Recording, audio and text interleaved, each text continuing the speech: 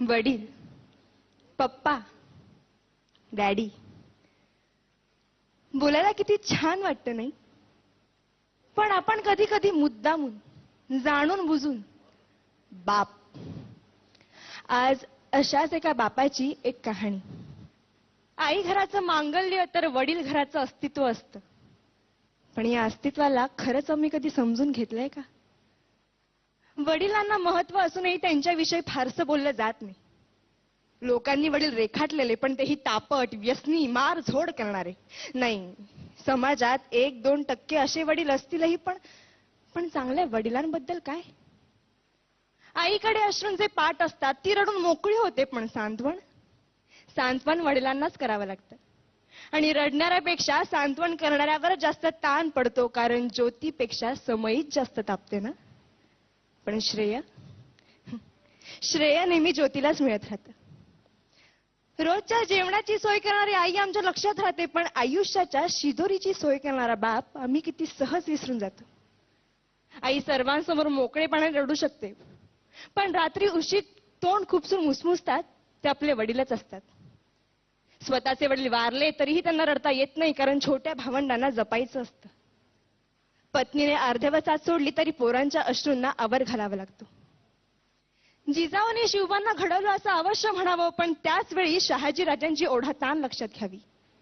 देवकी, यशोदेचं कौतुक अवश्य करावं, पण भरपुरात पोराला डोक्यावरून घेऊन जाणारा वसुदेव लक्षात घ्यावा.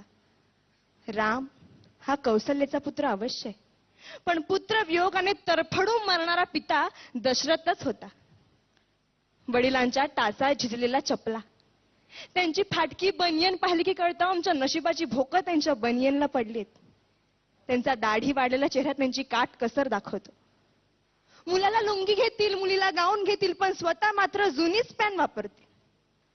मुलगा सलूनमध्ये 30 रुपये खर्च करतो, मुलगी पार्लरमध्ये 25 रुपये खर्च करते, पण त्याच घरातला बाप दाढीचा साबण संपला म्हणून अंघोळीच्या साबणाने दाढी खरवडीत. तेही नाहीतर कधी कधी फक्त पाणी लावून दाढी करीत. ते आजारी पडले तरी लगेच दवाखान्यात जात नाही, ते आजाराला मुळीच घाबरत नाही. पण डॉक्टर एखादा महिना घरी आराम करायला लावेल यांची त्यांना भीती वाटते, कारण मुलीचं लग्न, पोराचं शिक्षण बाकी असतं. घरात उत्पन्नाचं दुसरं साधन नसतं, ऐपत नसते, तरी मुलाला मेडिकल इंजिनिअरिंगला प्रवेश मिळवून दिला जातो. ओढाताण सहन करून पोराला दर महिन्याला पैसे पाठवले जातात.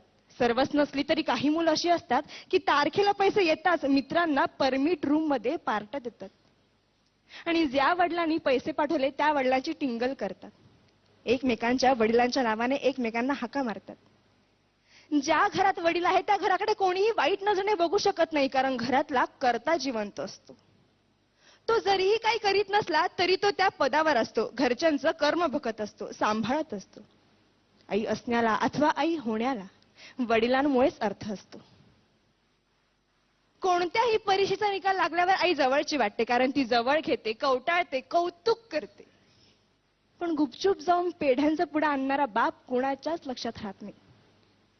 चटका बसला, ठेच लागली, फटका बसला तर आई ग हाच शब्द बाहेर पडतो.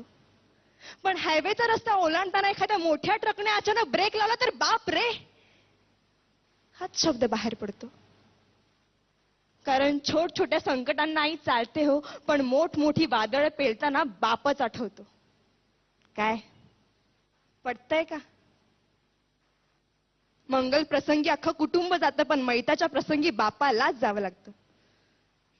मुलाच्या नोकरीसाठी साहेबांपुढे लाचार होणारा बाप, मुलीच्या स्थळासाठी उंबरठे झिजवणारा बाप, खर्चांसाठी स्वतःच्या व्यथा दडपणारा बाप खरंच किती ग्रेट असतोय.